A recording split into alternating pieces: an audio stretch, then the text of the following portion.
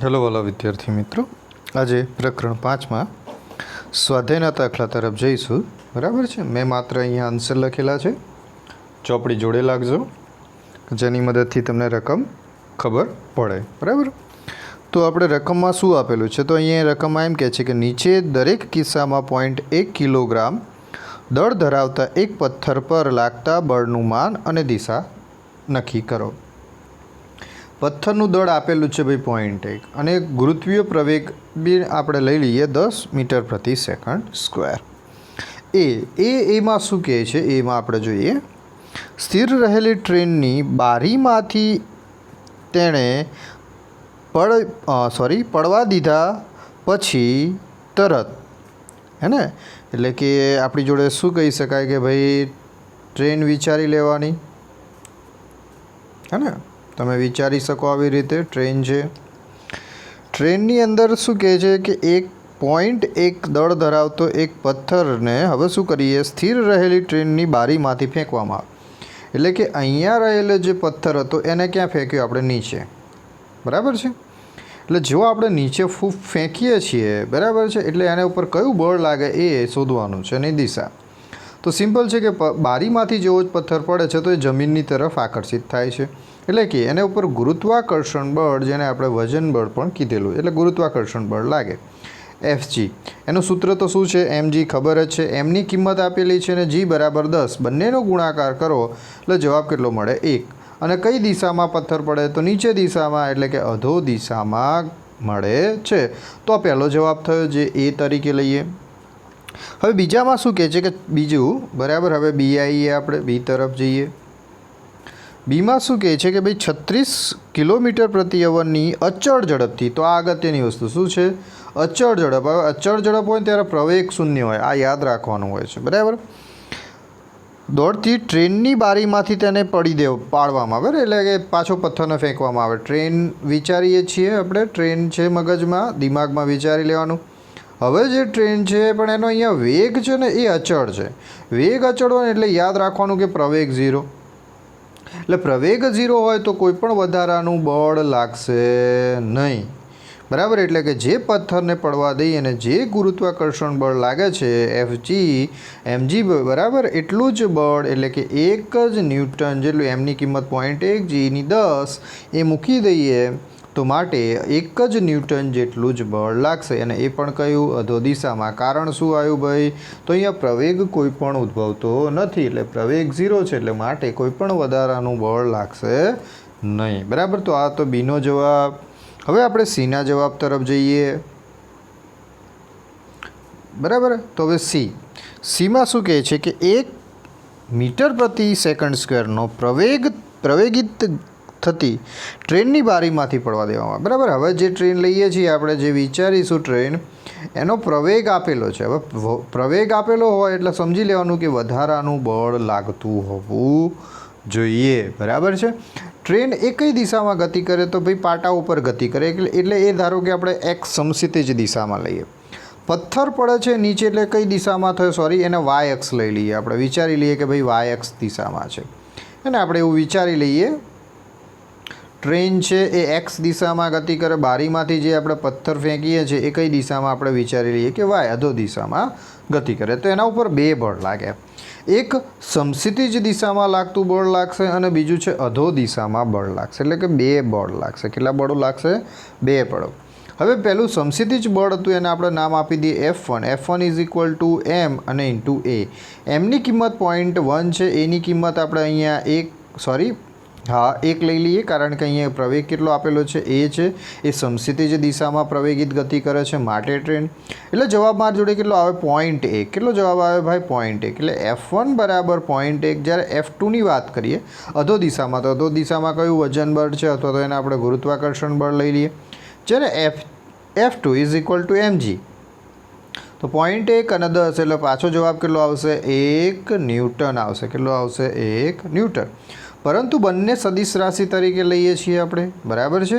એટલે હવે એ બંને સદિશમાં હોય, બરાબર છે, એટલે આપણે સદિશ સ્વરૂપમાં દર્શાવવું પડે. તો સદિશ સ્વરૂપમાં આપણે એને દેખો, અહીંયા મેં અહીંયા દોર્યું છે, અહીંયા બરાબર, આ પૃથ્વી તરફ લાગતું બળ, એટલે કે આપણે ગુરુત્વાકર્ષણ બળ F2 જે અધો દિશામાં હતું 1, એવી જ રીતે F1 સમક્ષિતિજ દિશામાં લાગતું બળ, એ સદિશનું નામ આપી દીધું OP, બરાબર. F2 સદિશનું નામ આપ્યું OR. હવે અહીંયા આપણે પરિણામી, બરાબર, ત્રિકોણની રીત છે, સમબાજુ ચતુષ્કોણ પણ સમજી શકો. તો અહીંયા પરિણામી આપણી જોડે OQ મળી ગયો. આ આપણે F2 થઈ જાય તો આ શું થઈ જાય F1. તો સમબાજુ ચતુષ્કોણના નિયમ ઉપરથી પરિણામી બળનું મૂલ્ય F² માનાંકમાં, બરાબર, અને અહીંયા F1², અહીંયા પણ એવી જ રીતે F2² વર્ગ દૂર કરવા અહીંયા શું લઈ લીધું √ F1ની કિંમત મૂકી, અહીંયા F2ની કિંમત મૂકી, બરાબર. સાદું રૂપ આપણે આપીશું.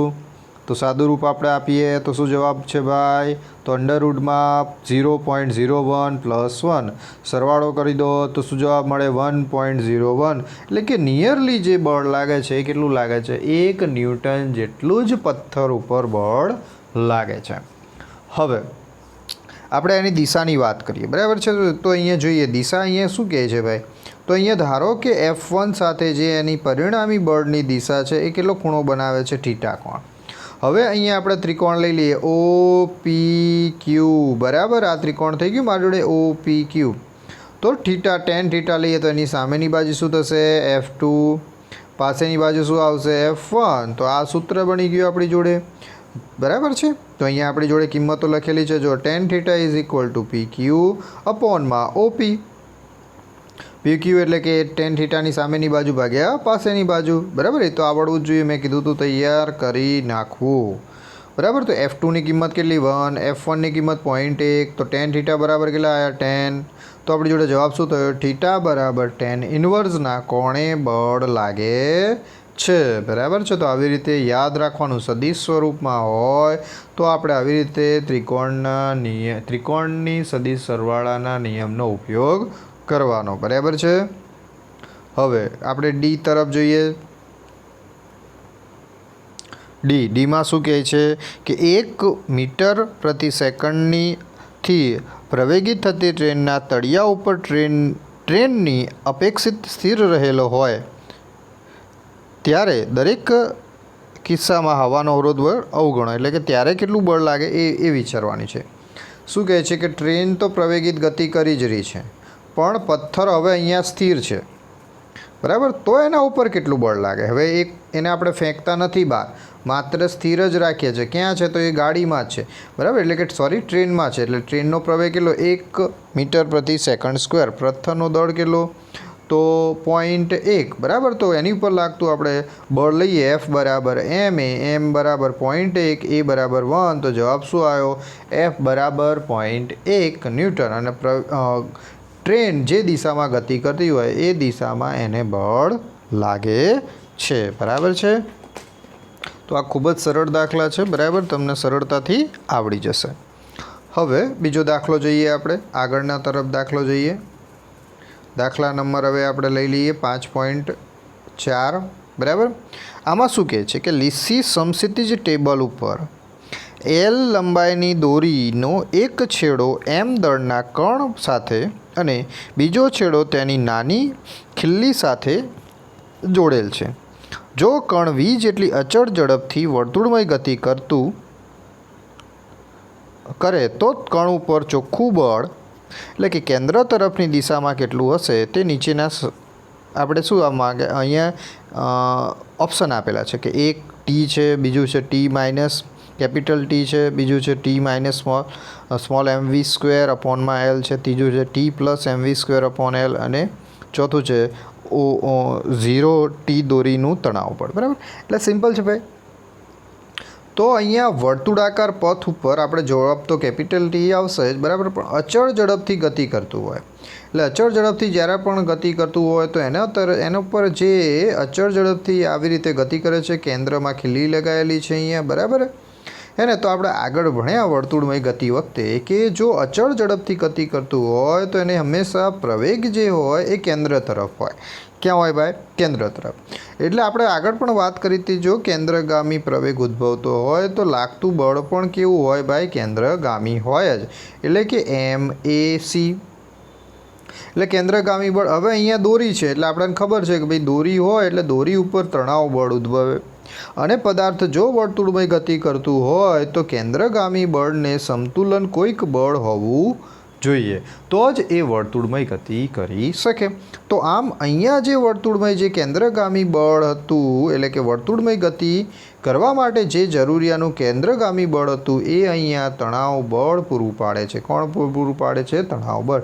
માટે Fc = T, એટલે કે કેન્દ્ર તરફની દિશામાં આટલું બળ લાગવું જોઈએ, તો જ એ વર્તુળમય ગતિ કરી શકે. બરાબર છે. આ ખૂબ સરળ દાખલો, આગળના જેવો જ દાખલો હતો. ચલો હવે આગળના દાખલા તરફ જઈએ. આપણી જોડે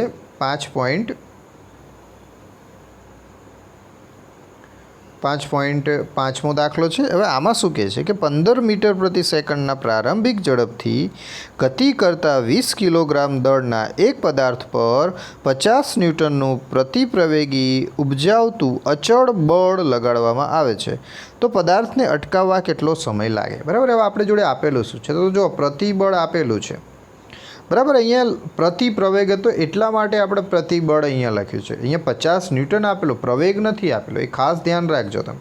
તો શું આપેલું છે એને હંમેશા તમારે નોટ કરી લેવાનું. બરાબર. હું જેવી રીતે ઉદાહરણમાં કરતો તો એવી જ રીતે નોટ કરી જ લેવાનું. સ્થિર પદાર્થ ઉપર લાગતું બળ, બરાબર, 50 ન્યૂટન. હવે એનું જે દળ હતું એ કેટલું હતું? 20 કિલોગ્રામ. કેટલી ઝડપથી છે ભાઈ? કેટલી ઝડપથી? એ પ્રારંભિક ઝડપથી, બરાબર ને? પ્રતિપ્રવેગ રોકે છે. તો પ્રારંભિક ઝડપ આપણી જોડે કેટલી છે? 15 મીટર પ્રતિ સેકન્ડ. અંતિમમાં એને સ્થિર થવું છે, તો પ્રવેગ અંતિમ વેગ કેવો થઈ જાય? 0. શોધવાનું શું કીધું છે? સમય. તો આટલી વસ્તુ તમારે પહેલાં લખી કાઢવી કે જેથી કરીને દાખલો ખૂબ જ સરળ બની જાય. હવે આપેલું છે જુઓ, તો અહીંયા દેખો પ્રવેગ નથી આપ્યો. અહીંયા આપણે બોલ્યા કે ભાઈ પ્રતિપ્રવેગથી ગતિ કરે પણ પ્રવેગ આપ્યો નથી, માટે આપણે સૌથી પહેલાં પ્રવેગ શોધીશું. તો ન્યૂટનભાઈના ગતિનો બીજો નિયમ શું છે? F = ma. એ સૂત્ર કરતાં બનાવો તો કેપિટલ F/ma. બરાબર. એફની કિંમત હતી -50, 20ની કિંમત હતી, એમની કિંમત હતી 20, કે કેન્સલ કરી દો, 0 0, એટલે 2/5. હવે 2/5 કરો એટલે કેટલા થાય? 2.5. -2.5, -50 હતા, કારણ કે અહીંયા પણ -50 જે અધોગતિ જે વિરુદ્ધ દિશા દર્શાવે છે, કારણ કે પ્રતિપ્રવેગ છે, હે ને? તો આમ -2.5 મીટર પ્રતિ સેકન્ડ સ્ક્વેર એટલો મને પ્રવેગ મળ્યો. શું મળી ગયો ભાઈ? પ્રવેગ. હવે શોધીશું આપણે ટી. પ્રવેગ મળી ગયા, વેગની કિંમત હોય તો સરળતાથી તમે ટી શોધી શકો. તો હવે અચળ પ્રવેગી ગતિનું સમીકરણ હતું v = v0 + at. એને યાદ છે ને? આપણે યાદ કરી જ રાખવાના છે. વીની કિંમત કેટલી? 0. v0 કેટલા? 15. એ કેટલા આપણે શોધ્યા? તો એ આપણે શોધ્યા -2.5. ટી જે શોધવાનો છે. તો જો અહીંયા પ્લસ ઓર માઇનસ થઈ જશે, માટે માઇનસ હતા, આ -2.5 × ટી હતા, બરાબરની પેલી બાજુ લઈએ એટલે પ્લસ થઈ જાય. તો +2.5 × ટી = 15. તો ખૂબ સરળ હતું. ટીને સૂત્ર કરતાં મારા માટે 2.5 ને અહીંયા ગુણાકારમાં હતો, તો અહીંયા ભાગાકારમાં આવી ગયા, એટલે 15 ભાગ્યા 2.5 એટલે શું જવાબ મળે ભાઈ? 6 સેકન્ડ. એટલે જવાબ કેટલો મળશે? 6 સેકન્ડ. એટલે 6 સેકન્ડમાં પદાર્થ અટકી જશે. તો આવી રીતે આ ખૂબ જ સરળ છે. બરાબર. તમે આરામથી આ દાખલાઓ ગણી શકશો. બરાબર છે. હવે આગળનો દાખલો જોઈએ આપણે.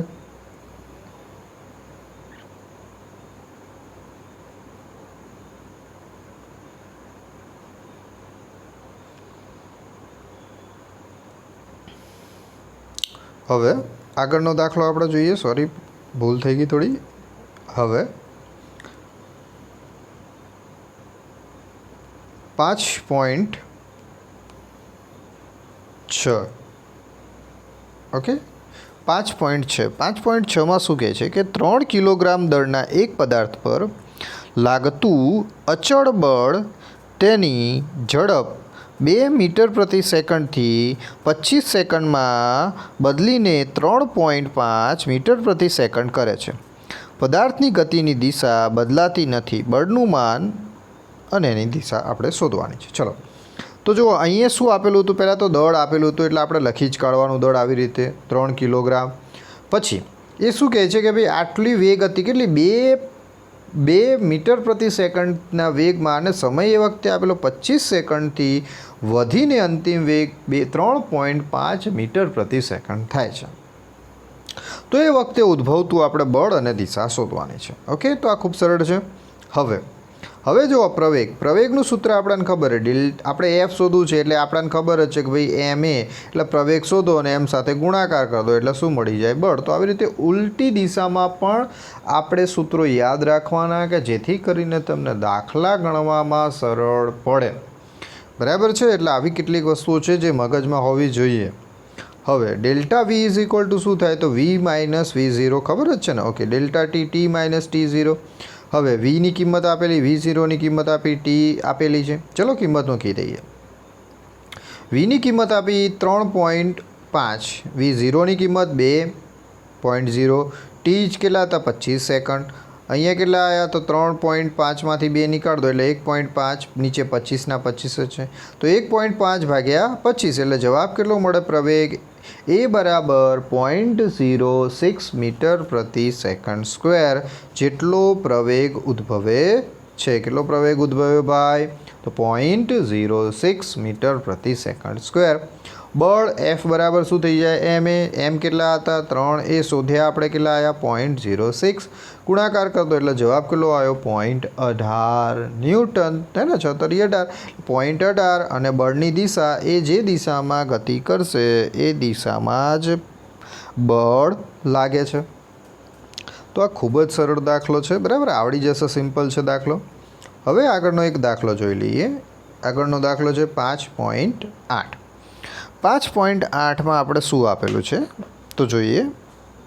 5.8ની અંદર કહે છે કે 36 કિલોમીટર પ્રતિ અવરની ઝડપથી વાહન ચલાવતો એક ડ્રાઈવર રસ્તા વચ્ચે એક બાળકને ઊભેલો જુએ છે અને તે બાળકને બચાવવા માટે તેનું વાહન 4 સેકન્ડમાં સ્થિર થવું તેને જરૂરી લાગે છે. તો આ વાહન ઉપર વેગ ઘટાડતું સરેરાશ કેટલું બળ લગાડવું પડે? વાહનનું દળ આપેલું છે 400 કિલોગ્રામ અને ડ્રાઈવરનું દળ આપેલું છે બરાબર 65 એટલે કે 65 કિલોગ્રામ. તો સૌથી પહેલાં તો આપણે જોઈએ કે પ્રારંભિક ઝડપથી વાહન ચાલતું હતું. કેટલું હતું એની ઝડપ? બરાબર, આપણે વિચારી લેવાનું કે ભાઈ વાહન હતું કંઈ, અહીંયા કોઈક બાળક છે કે કોઈ પણ વ્યક્તિ છે. હવે એને બ્રેક મારવી છે એટલે સ્થિર કરવી છે એટલે અંતિમ વેગ તો આપણી જોડે 0 થઈ જાય. તો વિચારી લેવાનું પ્રારંભિક વેગ 36 કિલોમીટર પ્રતિ અવર હતો. તો 36 કિલોમીટરના આપણે 1000 મૂક્યા, અવરના 3600 એટલે કેન્સલ. તો જવાબ મેરે જોડે કેટલો આવ્યો? 10 મીટર પ્રતિ સેકન્ડ. એટલે પ્રારંભિક ઝડપ આપણે લઈએ તો કેટલી છે? 10 મીટર પ્રતિ સેકન્ડ. અંતિમ કેવી થઈ ગઈ? 0. 4 સેકન્ડમાં એને સ્ટોપ કરવાનું છે એટલે સ્મોલ ટી બરાબર કેટલા આવી ગયા? 4 સેકન્ડ. સ્મોલ ટી કેટલા આવી ગયા? 4 સેકન્ડ. બરાબર. અને આપણી જોડે વાહનનું દળ કેટલું છે ભાઈ? તો 400 કિલોગ્રામ અને વ્યક્તિનું દળ કેટલું? 65 કિલોગ્રામ. આટલું આપેલું છે આપણી જોડે. તો સૌથી પહેલાં લખી કાઢવું. હવે પ્રવેગ નથી આપે તો ચલો પ્રવેગ શોધીએ. તો એ બરાબર વી માઇનસ V0. આપણે આગળ પણ જોયું delta v upon delta t વાળું સૂત્ર ઉપયોગ કર્યું. V minus V0 upon t. અંતિમ વેગ 0, V0 10, ટી બરાબર 4. તો પ્રવેગ કેટલો થઈ ગયો ભાઈ? 2.5 મીટર પ્રતિ સેકન્ડ સ્ક્વેર. હવે ડ્રાઈવર અને જે વાહનનું આપણે દળ લઈએ તો કેટલું? M1 plus M2. તો 400 M1 M2 કેટલા હતા? 65. સરવાળો કરો એટલે દળ કેટલું મળી જાય? 465 કિલોગ્રામ. લાગતું આપણે જોડે પ્રતિ પ્રવેગનું બળ એમની કિંમત 465, એ બરાબર માઇનસ 2.5. બંનેનો ગુણાકાર કરો તો એફ બરાબર કેટલો મળે? માઇનસ 1162.5. મૂલ્યમાં લઈ લો એટલે કે માનાંકમાં લઈ લઈએ એટલે કે પ્લસ થઈ જાય એટલે કે 1162.5 ન્યૂટન જેટલું બળ લાગે. તો આવા ખૂબ સરળ દાખલામાં આ ચેપ્ટરમાં છે. ઓકે, આગળનો દાખલો જોઈ લઈએ.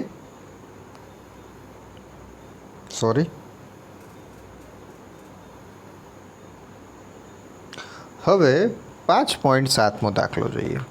5.7માં શું કહે છે? 5 kgના દળના એક પદાર્થ ઉપર પરસ્પર લંબ એવા બે બળો 8 ન્યૂટન અને 6 ન્યૂટન લાગે છે. તો પદાર્થનું પ્રવેગનું માન અને દિશા જણાવો. બરાબર, બે બળો લંબ લઈ લીધા એટલે જો અહીંયા આ 1 અને આ 2 બંને બળ એકબીજાને આપણે લંબ લઈ લીધા. F1 8 ન્યૂટન આપેલા, F2 6 ન્યૂટન આપેલા. હવે આવી રીતે લંબ બળ હોય એટલે કે આપણે સમબાજુ ચતુષ્કોણનો નિયમ પાછો અહીંયા પણ લાગે, કોઈ પણ લખી દો ઓ પી ક્યુ અને આર.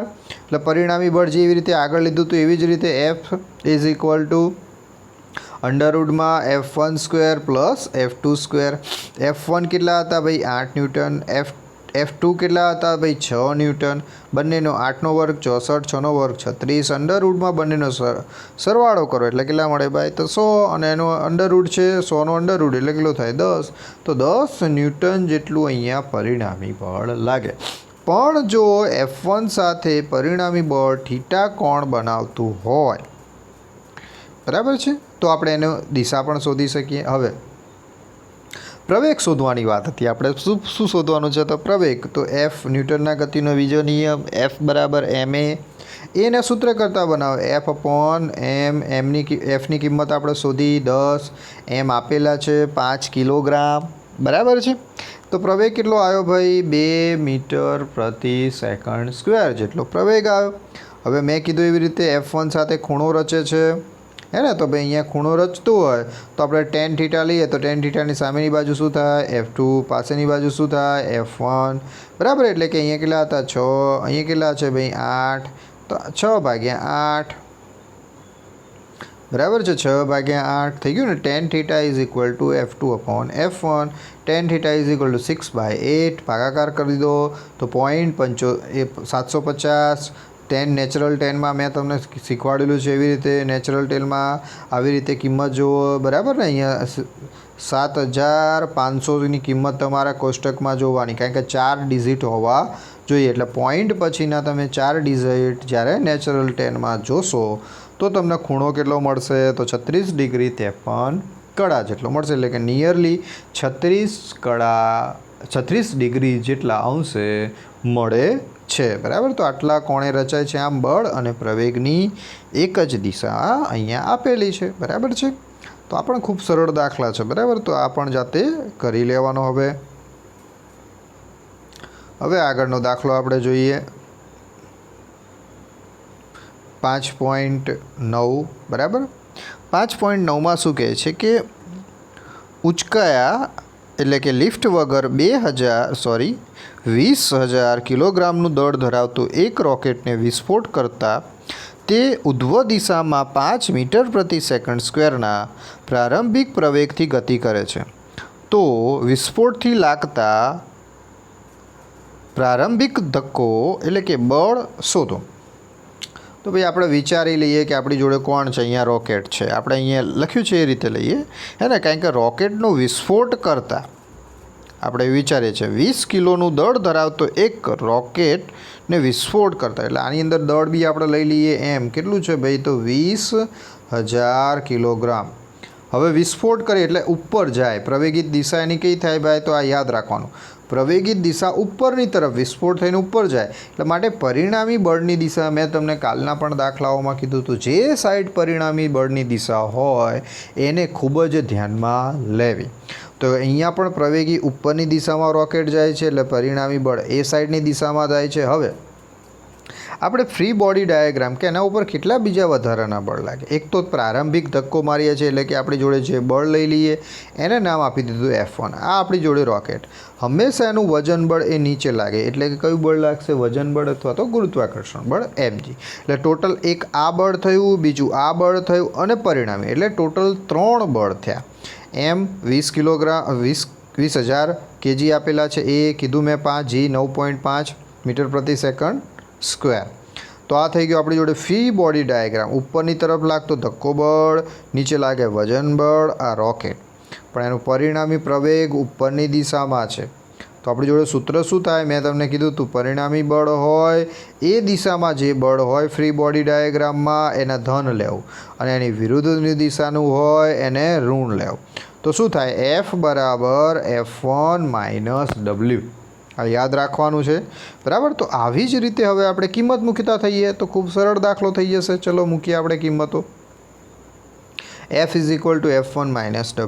F એ ma થઈ જશે, બરાબર. ન્યૂટનનો બીજો નિયમ F1 શોધવાનું છે. અહીંયા વજન બળ mg.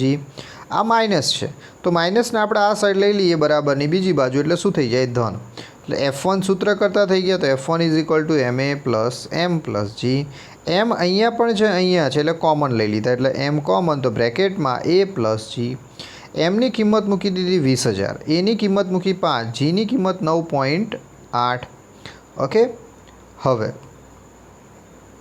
આના 2000 લખી દીધા, 4 મીંડા હતા એટલે 10ની ઉપર 4, 5 પ્લસ 9.8 એટલે થઈ ગયા 14.8. બરાબર. હવે 2 સાથે આપણે ગુણાકાર કરીશું અને અહીંયા ગુણાકારમાં 10ની માઇનસ 4 કીધી હતી, એટલે તો અહીંયા તો સિમ્પલ જ છે, 2 ગુણ્યા 14.8 એટલે કેટલા થઈ ગયા 29.6 ગુણ્યા 10ની માઇનસ 4 ઘાત. એટલે આવી રીતે ના લખો, તમે સળંગ લખશો તો પણ ચાલશે, તમને અનુકૂળ આવડવું જોઈએ. આ સરળતા માટે આપણે 10ની પ્લસ 4 ઘાત આપણે લીધેલી છે. તમને એવું લાગે કે ભાઈ મને યાદ નથી ને ખાલી 20,000 સીધા 20,000 છે અને એને 14.8 સાથે ગુણાકાર કરો તો પણ ચાલે, અથવા તો આવી રીતે આપણે થાય ને 29.6000, તો આવી રીતે પણ તમે લખી શકો. એટલે નિયરલી આપણી જોડે 30 ગુણ્યા 10ની 4 ન્યૂટન જેટલું બળ લાગે છે, એટલે કે આટલો રોકેટ પર ધક્કો લાગે છે. બરાબર. આ ખૂબ જ સરળ દાખલો છે, તો આટલું આજે રાખીશું, બીજું કાલે.